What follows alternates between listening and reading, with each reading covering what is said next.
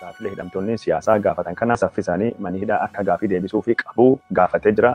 Karaa biraatiin ammoo hidhamtoonni siyaasaa kunniin waan akka malee laafaa jiranii fi mootummaan keessattuu manni hidhaa hordoffii godhuu akka qabu ibsa baasee jira.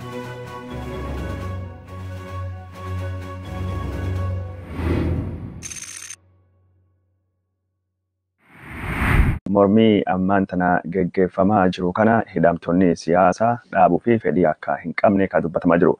Mormiin hagammaa geggeeffamaa jiru kun hidhamtoota siyaasaa Oromoo irrattu miidhaa dhaqqabsuun himamee jira. Odeeffannoo har'a ganama yookaan ammoo guraandhala 6/2021 Finfinnee irraa dhufteen hidhamtoota siyaasaa keessa warri mormii kan irrattu hirmaate gariin isaanii laafanii uf wallalanii gaggabuun warra gabaafamee jira. Warra manidhaattu hidhame keessa namni 4 akka malee laafee waan uf wallaalee fi akka gara mana yaalattu geeffamillee murtaa'ee jira.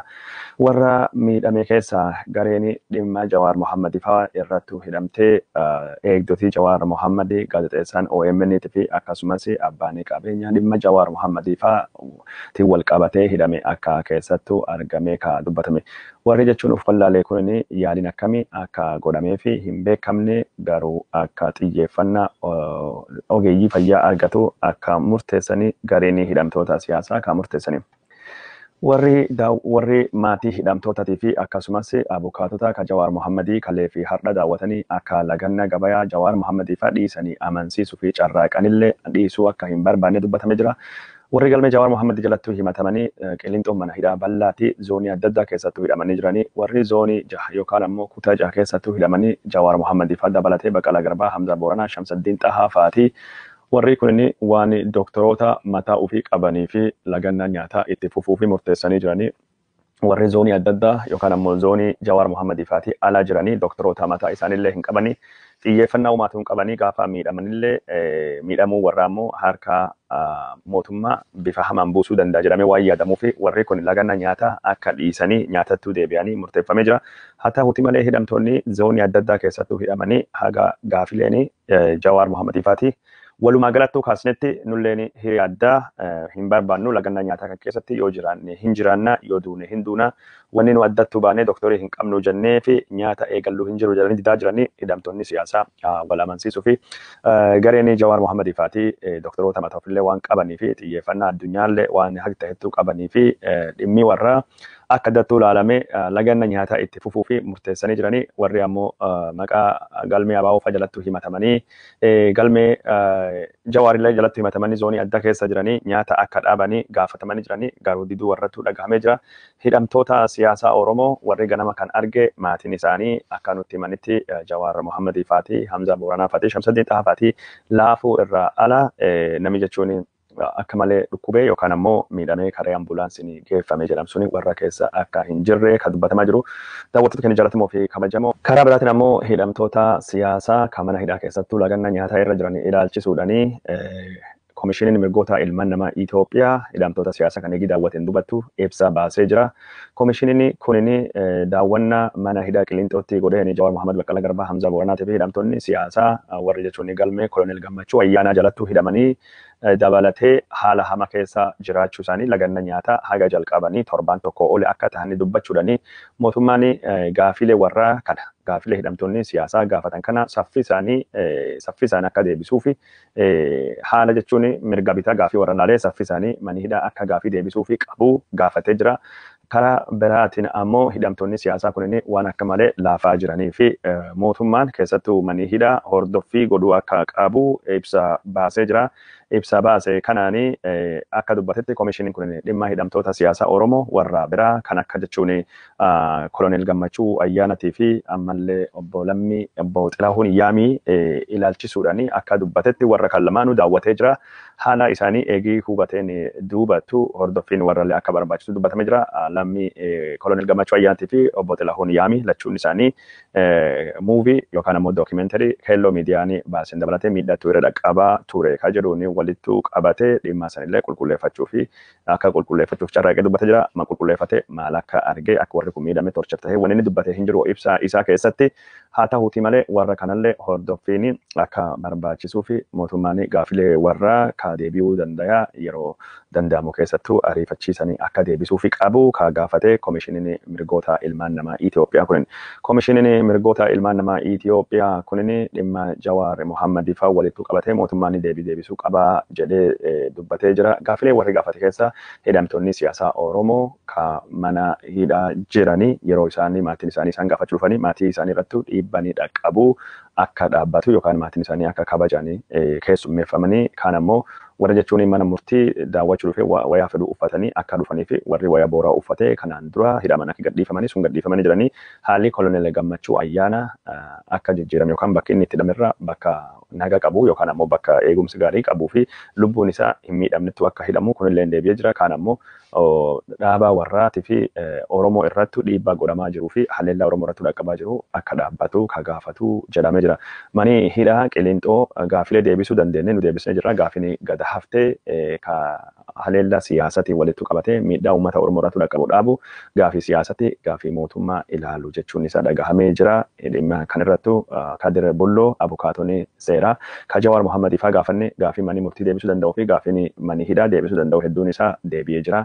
Ka gada hafe gaafii jechuun siyaasaa jechuun isaallee dhagamee jira. Haa ta'uuti malee gaafini mani murtii deebisee jedhamu keessaa fakkeenyaaf warri wayaa booraa uffatee mana murtii akka dhufuu dandayu wayaa kanarraa kan ka'e miidhanii akka isaan irratti hin dhaqqabne jedhamee ture.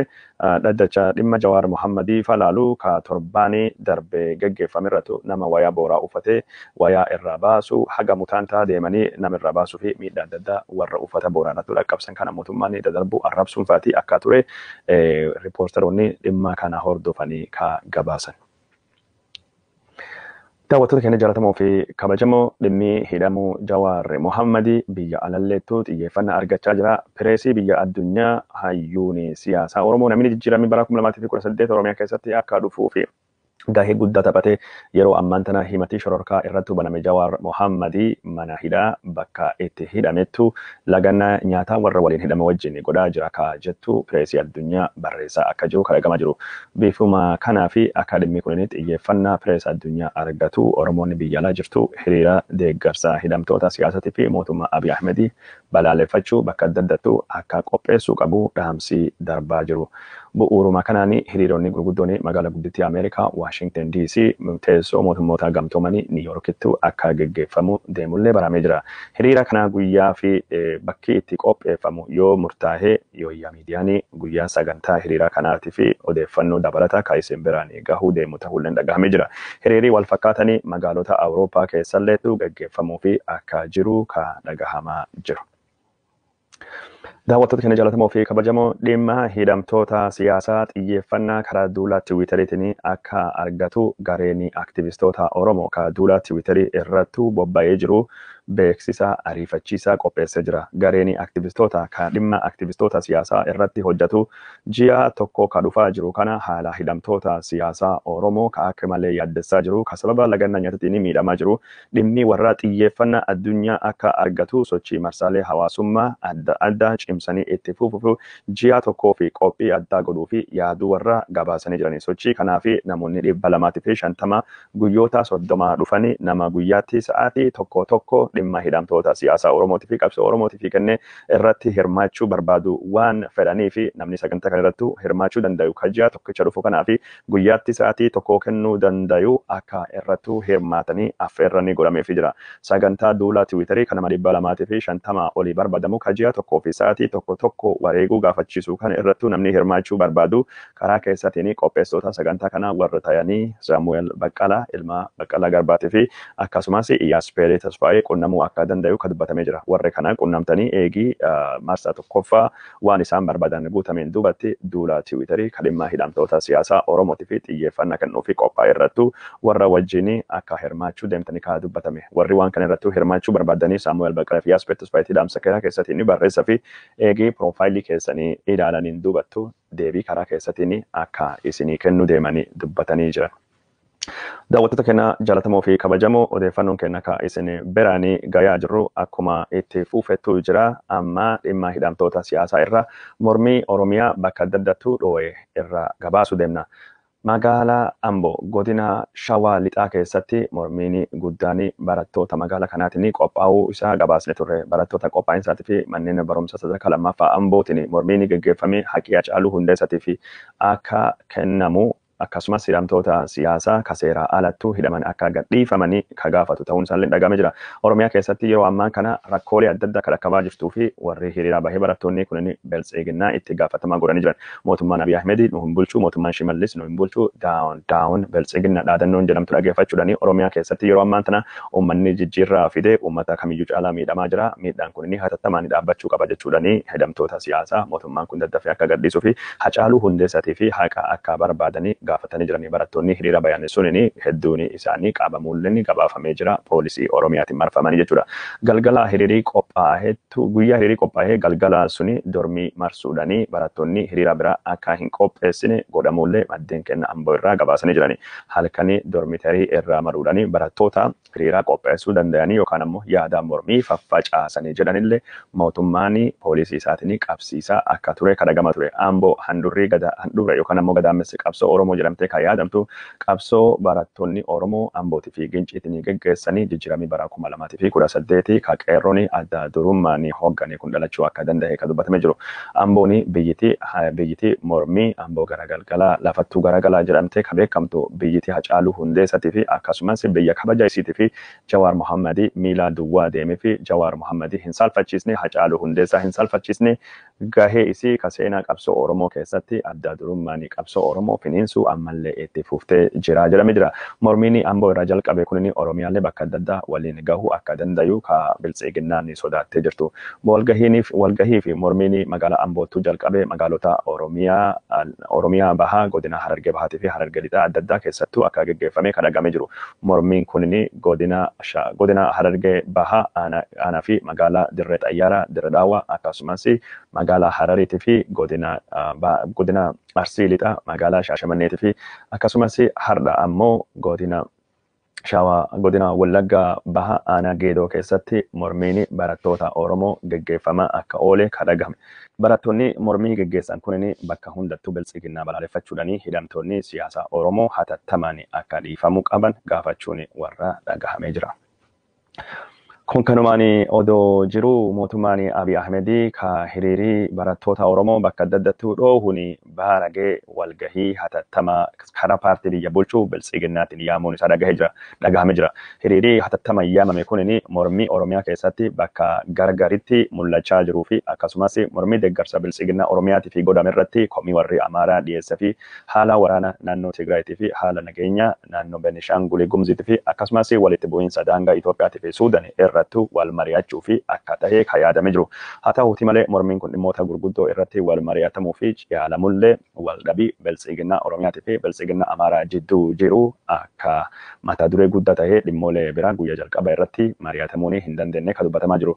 Paartiin biltsiginnaa haala ammaan tana keessa jiru keessattuu rakkoon adda addaa ka siyaasaa ka biyya keessa furachuu irraa hammachaa jiraachuu karaa dinagdeen Itoophiyaa akka malee miidhamuu fi guddinni dhabamuu keessattuu dhukkubni koronaa vaayirasiitii fi hokkarri biyya keessattuu gaggeeffamu dinagdee Itoophiyaa miidhuu fi karaa dippiloomaasiitiin maqaan mootummaa akka malee akka badaa jiruu fi pireesii addunyaa mootummaa Itoophiyaa irratti duula kanarraa kan ka'e mootummaan Abiy Ahmed gargaarsa maallaqa biyyoota michootaatii fi dhaabbilee maallaqa addunyaa irraa argachuu dadhabuun bowwoo mootummaa kanaa jedhamee dubbatamee jira.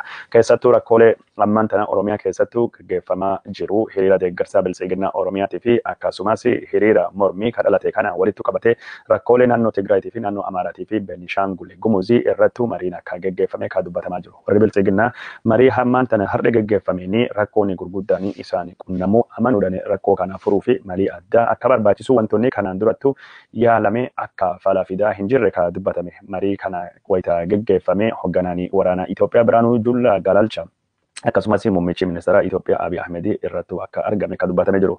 Mormii fi falmii fi dorgommiin aangoo Abiy Ahmed fi Dammaqaa Mokonnin itti aanaa muummicha ministeera kaawwarra jechuun Abiniitii fi Biltsiginnaatiin deeggaramu jidduutu akka ta'e kan dubbatamaa jiru. Rakkoon kanaan dura dhalatee fi akka rakkoo fi sababatti kan kayaa ture junta yookaan abaawoo shani jedhamee yoo dubbatamu yoo ta'e marii ammaan tanaa gubbaatti ka Abiy Ahmediin dorgomaa jiru Dammaqaa Mokonnin maddi rakkoo ammaan tanaa dadhabiinsa hooggansaati. Hooggana dadhabaa yoo qabaatte wanni akkasii wanta hojjechuudhaani Abiy Ahmed dhuunfattu qeequudhaani rakkoon bulchiinsaa rakkoo Abiy Ahmed irraa maddee fi Abiy Ahmed aangoo gadhiisuu qabaa kan jedhu falmii karaa siyaasaa warra Amaaraa irraa kaakahu yaada cimsee achittuu kaasuusattuu dhagahamee jira. Dallansuu dhimma kanaanii ka dallanii dhaabii Abiy Ahmediitii fi Abiy Ahmed illeen deebii kennaa fi akka turanii ka dubbatamee jiru. Naannoo Amaaraa yeroo ammaan tana ka bulchaa jiru Biltsiginnaa Oromiyaa jalatti buluu akka didee fi waraanii isaa kan naannoo Tigraay keessatti bobba'e illeen Biltsiginnaan hoogganamaa akka didee hoogganaan raayyaa ittisa biyya Itoophiyaa Biraanuu Jullaa Galalcha walgahii irratti dubbachuuleen dhagahamee jira. Kan yeroo ammaan tana meeshaalee waraanaa naannoo Tigraay keessa ka ajaja kaabaa hedduu isaa saamuun qabaafamee humni addaa naannoo Amaaraa yeroo ammaan tana mootummaa federaalii jalatti buluu diduudhaanii bowwoo guddaa Abiy Ahmedii fi tahee jira. Naannoo Tigraay qabatelle gadhiisuu akka hin barbaanne kan dubbatamaa jiru. Waldhabaa Biltsiginnaa keessa jiru kan irratti odeeffannoo dabalataa oduun dubattu kan isaan biraan gahuu deemnu ta'uu asumaan isinitti himna daawwattoota keenya jaallatamoo fi kabajamoo.